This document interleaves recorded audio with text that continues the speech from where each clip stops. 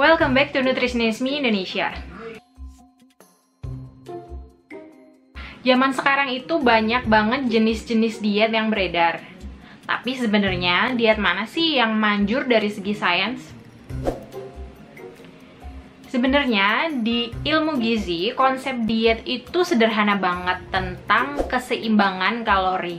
Jadi, berat badan kamu itu ditentukan dari seberapa banyak kalori yang kamu asup dan seberapa banyak kalori yang kamu bakar. Jadi, dengan utak-atik konsep keseimbangan kalori ini, kamu bisa naikin berat badan atau nurunin berat badan dengan menambah atau mengurangi asupan kalori maupun aktivitas fisik. Dari konsep keseimbangan energi ini, kita menuju diet yang pertama, yaitu diet rendah kalori. Diet ini patokannya kamu makan kalori yang lebih sedikit daripada kalori yang kamu bakar. Diet ini efektif untuk menurunkan berat badan kalau kamu menjalankannya dengan benar. Aku ngerekomendasiin kamu tuh ngurangin asupan kalori 20% dari total kebutuhan kalori kamu. Dan juga jangan lupa tetap olahraga, nggak boleh mager. Tapi banyak banget orang yang salah menerapkan diet ini, yaitu ada yang dia cuma fokus, oh yang penting aku makan kalorinya dikit. Terus dia nggak memperhatikan kualitas bahan makanan yang dia makan. Jadi dia sembarangan makan asal kalorinya dikit gitu, termasuk makan junk food. Padahal pemilihan jenis makanan yang tepat itu pengaruh banget sama keberhasilan diet kamu dan kesehatan badan kamu. Jadi sebenarnya kalau kalian cuma ngelihat totalan kalori yang kamu asup tanpa memilih jenis makanan yang kamu makan, sebenarnya itu kurang tepat. Kalau kamu mau menerapkan diet ini, sebaiknya kamu perhatikan juga bahan makanan yang kamu makan. Misalnya, daripada kamu sarapan sama donat dan kopi Starbucks, lebih baik kamu makan nasi putih atau nasi merah dengan lauk kayak telur goreng, ikan goreng, atau dipepes. Pokoknya ada proteinnya dan juga ada sayurnya. Misal nasi putih, telur ceplok, sama oseng buncis dan wortel. Dibandingin sama donat sama kopi manis, mungkin total kalori dari kedua jenis makanan ini beda dikit ya total kalorinya. Tapi nutrition value-nya itu lebih bagus nasi dan lauk yang tadi aku sebutin. Jadi diet rendah kalori ini bisa manjur kalau diterapkan dengan benar. Aku merekomendasiin kalian ngurangin 20% dari kebutuhan kalori kalian, tapi tetap kalian memperhatikan jenis makanan yang kalian makan dan juga olahraga. Jangan mager, nggak boleh mager, apalagi kalau umur kalian udah di atas 20 tahun, metabolisme kalian itu semakin bertambahnya umur semakin melambat. Jadi jangan malas olahraga, nggak boleh mager. Diet tanpa olahraga itu kayak sayur nggak pakai garam, kurang afdol. Jenis diet yang kedua itu adalah diet rendah karbohidrat atau rendah karbo. Ini nih diet yang penganutnya biasanya bilang karbohidrat itu nggak bagus buat kesehatan, karbohidrat itu musuh buat badan kita. Aku diet nggak makan nasi, nggak pakai karbo sama sekali, no nasi, no roti, no mie, pokoknya no karbo. Nah, itu juga salah sebenarnya. Terciptanya diet ini itu berdasarkan teori kalau kita makan karbohidrat lebih banyak daripada yang kita bakar, sisanya itu akan dirubah jadi lemak oleh hati. Tapi sebenarnya di tubuh orang yang sehat itu karbohidrat itu dipecah jadi gula. Terus gula ini tuh diangkut oleh darah, disebarin ke sel-sel untuk sumber energi. Nah, kalau kebanyakan gula ini akan dirubah jadi glikogen. Jadi kebanyakan karbohidrat itu disimpan dalam bentuk glikogen. Nanti kalau kita butuh energi tambahan pas kita gula darahnya lagi rendah, misal kayak puasa atau lagi kelaparan, glikogen tadi dipecah lagi oleh tubuh, dirubah jadi gula untuk energi. Terus dikit banget karbohidrat yang dirubah dalam bentuk lemak oleh hati. Jenis karbohidrat itu juga penting. Karbohidrat yang sederhana, yang biasanya terdiri dari gula, itu dia cenderung diubah ke bentuk lemak oleh hati kalau kita konsumsinya kebanyakan, daripada karbohidrat yang kompleks, yang tinggi serat. Nah, jadi hati-hati tuh yang suka minum kopi manis liter, minum chat time, minum es boba-boba yang manis-manis itu kebanyakan, makan donat Jeko selusin. Ya, pokoknya ngemil makanan manis-manis yang kalian sebenarnya nggak sadar itu gulanya banyak banget. Karbohidrat dari gula-gula jenis kayak gitu tuh yang dia cenderung dirubah dalam bentuk lemak oleh hati. Jadi pilihlah karbohidrat yang tinggi serat ya, yang karbohidratnya kompleks. Pokoknya makanan yang wujudnya tuh masih bentuk tanaman gitu loh, kayak beras, kayak nasi kan masih wujudnya beras, tapi kalau udah tepung, udah diolah jadi roti dan udah ditambahin gula, itu karbohidrat sederhana. Biasanya orang-orang yang menerapkan diet rendah karbo ini dengan salah, dia juga biasanya sangat ekstrim kan, bener-bener nggak makan karbohidrat sama sekali, malah punya efek buruk untuk tubuh.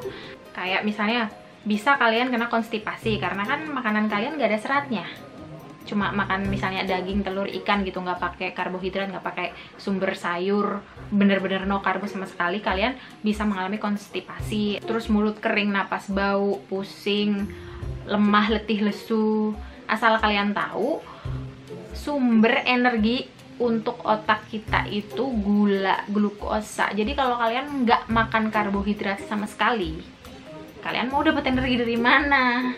Jadi jangan heran kalau kalian bener-bener makan no karbo sama sekali, kalian bakal pusing, lemah, letih, lesu. Jadi boleh diet rendah karbo, tapi jangan skip karbo sama sekali. Pilihlah karbohidrat yang sehat, yang karbohidrat kompleks, tinggi serat, yang wujudnya itu tanaman gitu, masih berwujud real food. Jangan skip sama sekali. Jangan di skip sama sekali ya. Pokoknya jangan di skip sama sekali, karena karbohidrat itu adalah sumber utama energi untuk tubuh kita. Yang ketiga, diet high protein atau diet tinggi protein. Diet ini sebenarnya mirip sama diet rendah karbo karena dia itu lebih suka protein daripada karbohidrat gitu loh. Konsep diet ini itu tercipta karena teori protein itu lebih lama dicerna oleh tubuh, dan tubuh kita itu membutuhkan lebih banyak energi untuk mencerna protein daripada mencerna karbohidrat. Jadi terlahirlah diet tinggi protein. Jadi misalnya kamu makan 300 kalori dari sumber karbohidrat sama 300 kalori dari sumber protein. Nah, kamu tuh butuh banyak tenaga untuk mencerna si protein ini daripada si karbohidrat tadi, dan kalian akan lebih kenyang lama dengan makan si 300 kalori dari protein tadi. Nah, tapi banyak banget nih orang yang salah menerapkan diet ini. Jadi orang-orang yang ekstrim itu biasanya mereka makan protein doang, nggak pakai karbo. Ya mirip sih ini sama diet rendah karbohidrat. Jadi kalau kalian mau menerapkan diet tinggi protein, kamu tetap nggak boleh cut karbo sama sekali. Karena aku jelasin sekali lagi, sumber utama energi itu adalah karbohidrat.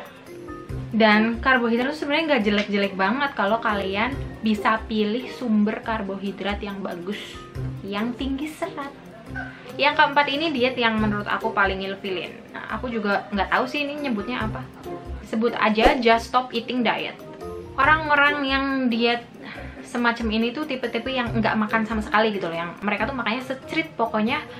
Aku mau turun berat badan berarti aku nggak makan. Gitu yang ada di pikiran mereka. Misal pagi sarapan cuma sama sayur bayam rebus, terus siangnya minum teh detox, terus malamnya makan sayur rebus lagi. Jadi dia bener-bener cuma makan Dikit bangsa, berharap badannya bisa kurus dengan pola makan yang kayak gitu.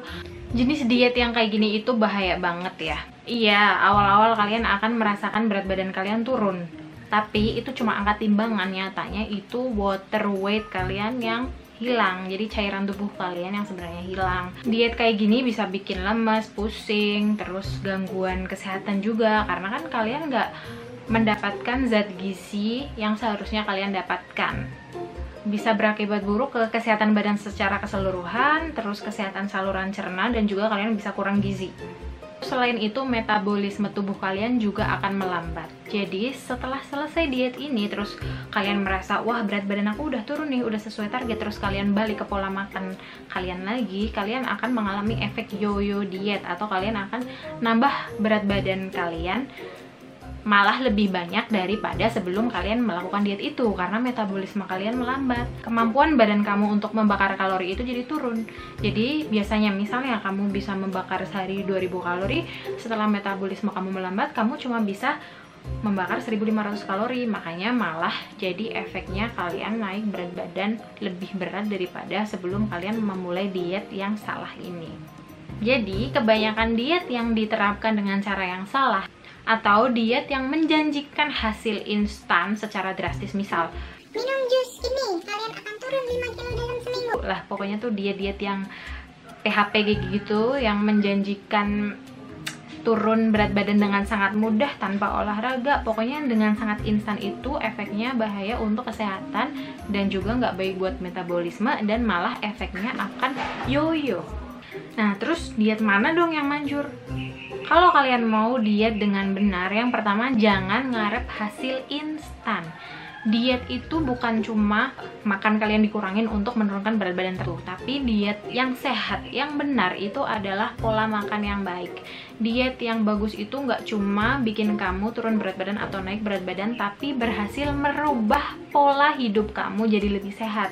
Kamu jadi lebih pinter milih makan, jadi lebih memperhatikan kesehatan tubuh kamu jadi rajin olahraga. Dan diet yang berhasil merubah pola hidup kamu jadi pola hidup yang lebih sehat itu akan kamu jalankan terus-menerus untuk jangka waktu yang panjang, bukan diet yang aduh berat badan aku naik, aku mau diet sebulan, habis itu oh udah turun, terus balik lagi ke pola hidup kamu yang gak sehat. Kamu tetap sering makan junk food, kamu tetap mager olahraga gitu, terus kayak lingkaran setan. Naik berat badan, diet gak bener, nanti turun. Naik berat badan, diet gak bener, nanti turun. Padahal yang turun tuh cuma water weight kalian doang. Kalau kalian diet sembarangan terus nimbang di timbangan biasa, aku yakin itu mayoritas water weight kalian yang hilang, atau kalian itu kehilangan cairan tubuh. Kalian nggak mungkin bisa membakar banyak lemak tubuh kalian kalau nggak olahraga. Lagian, angka timbangan kamu itu nggak menentukan seberapa sehatnya kamu. Bisa aja orang yang punya berat badan ideal, mungkin dia punya kolesterol tinggi, atau mungkin dia punya asam urat. Jadi banyak banget faktor kesehatan yang nggak bisa kamu ukur cuma dari angka timbangan aja. Jadi kesimpulannya, diet yang benar itu terserah kalian mau pilih diet yang mana, diet rendah kalori, diet tinggi protein, diet rendah karbohidrat, atau mengkombinasikan ketiganya, tapi dengan cara yang benar, dengan memperhatikan pola makan kalian, jam makan kalian, usahakan jangan skip makan. Terus pilih jenis makanan yang lebih sehat, misal kayak aku contohin tadi, daripada karbohidratnya kalian ngambil dari donat, mending kalian ngambil dari nasi putih, nasi merah, kentang, atau jenis karbohidrat yang tinggi serat lainnya. Terus, selain jadwal makan tadi dan jenis makanan yang kamu pilih, kamu juga harus perhatikan porsi makan kamu. Jumlahnya disesuaikan dengan kebutuhan kamu. Jangan makan terlalu berlebihan.